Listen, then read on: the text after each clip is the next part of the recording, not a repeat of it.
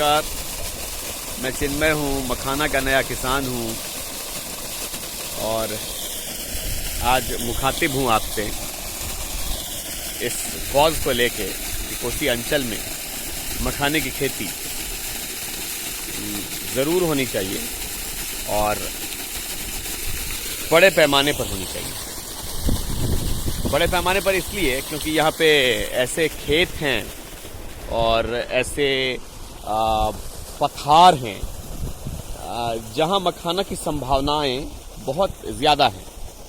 तो उन्हीं संभावनाओं पर बात करने के लिए मैं आज मुखातिब हुआ हूँ। तो एक ये छोटा सा वीडियो देखिए आप और फिर इसी सीरीज में और भी चीज़ें आपको सुनने को मिलेगी जो मखाना डायरी 1 या मखाना डायरी 2 या 3 और इस तरह से क्रमशः बढ़ती हुई नज़र आएंगी।